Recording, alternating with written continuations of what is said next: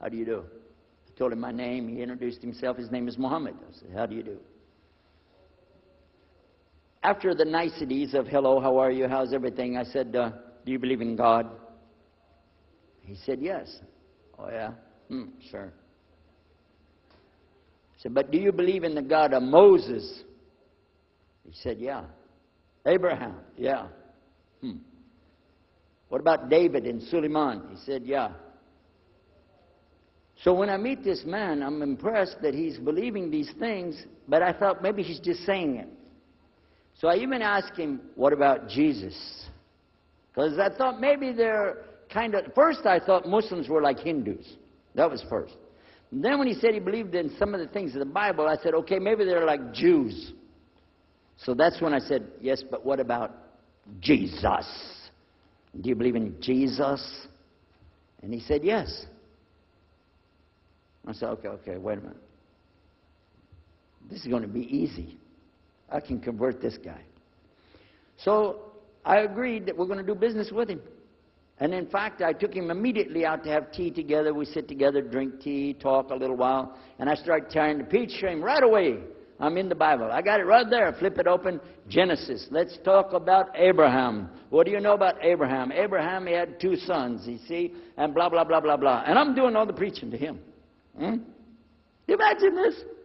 And he sat there. Okay. He's a graduate of Allah's heart. Like this. Get me? You know what I'm saying? Well, it happened that during Ramadan, some of his friends that he was staying with had to move their apartment around or something, and he was going to go stay in the masjid for itikaf in Ramadan. It's normal. We didn't understand. I thought he has nowhere to go, and I told my dad, this man has nowhere to go. And my dad said, no, he's got money. I said, no, he doesn't. Dad, I'm telling you, he has no place to go. I heard him say he's going to go live in the mosque. To a Christian, if you're going to live in the church, ooh, that's the worst. So I said, let me offer that he can stay at our place. And my dad said, no, you don't do that. That's not right. I said, no, I'm going to offer it to him. I went to him and I said, how would you like to come stay at our place?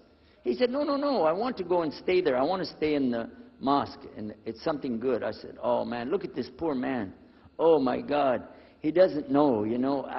He just... Oh, poor soul. Please come and stay in our house. And he said, no, I can't. I need to go stay over there. I said, look, I'm scratching his dignity.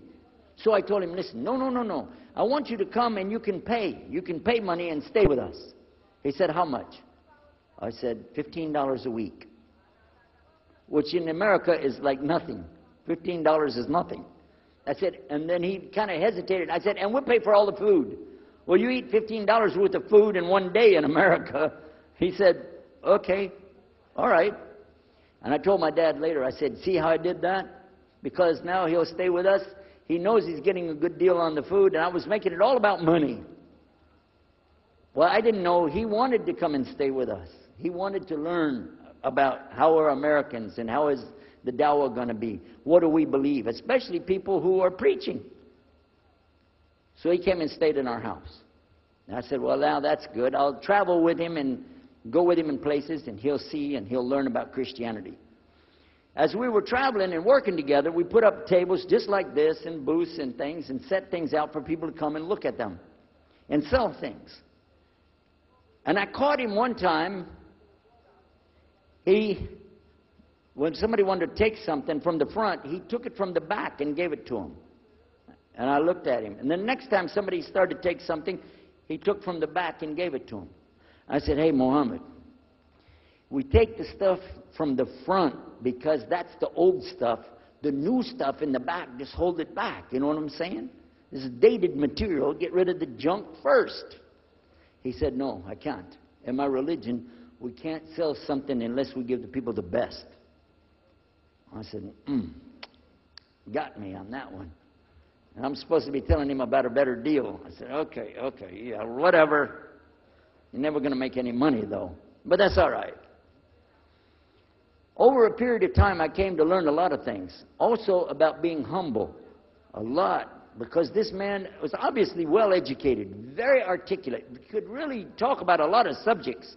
In fact, I tried to debate with him about many things, but he was so wise and well educated that he could see what I was doing, and he would take it easy and let me win every debate. I could win any debate with him if he wanted me to. But if he wanted me to lose, I was going to lose.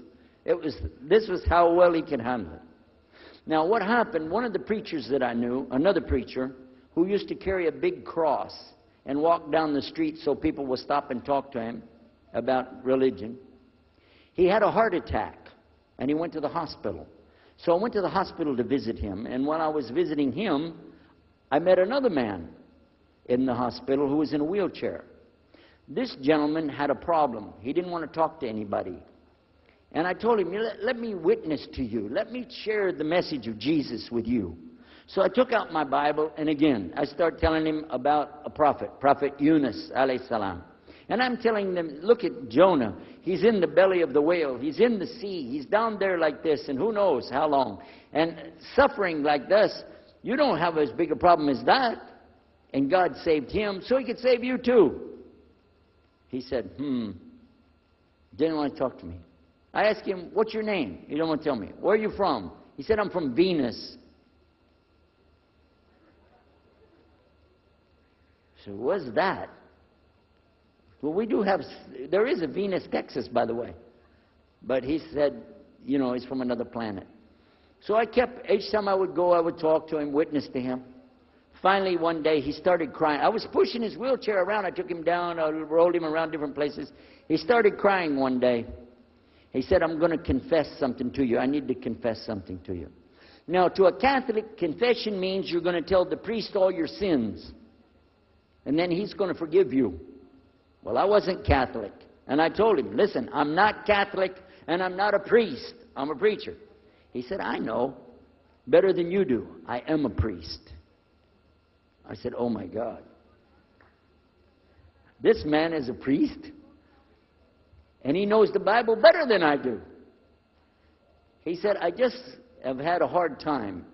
I've been here and having heart attacks, and I've been having problems and everything, and trying to figure out a lot of things. He said, I'm sorry I took it out on you. I really am. I apologize. And he started crying. And when he started crying, I felt sorry, you know. I hugged him, and I said, it's okay. One day I went to the hospital, and my friend was gone. So I started visiting with the priest. And it happened one time I went to visit him at the hospital, and he was gone. And I asked him, where did he go? They said he went home. I said, home? He's a missionary priest from South America. How did he go home? She said, I don't know. He's not here. I'm sure his family. I said, he has no family. I know him personally. He has no family. Where did he go? She said, I don't know. We're not responsible for them. I said, well, let me see where he went. You got it in your file? She said, I can't do that. Those are locked up. Nobody can look in the file. And I got in the lady's face, and I said, listen to me. This man could die in the street right now, and it's going to be your fault. And you're going to get sued because I'm going to sue you for him. She said, okay, his folder's over there, but I'm not going to watch. And I went over and I looked for it, got address where he went. Sure enough, he was in a place where they put people that have no place to go, a shelter.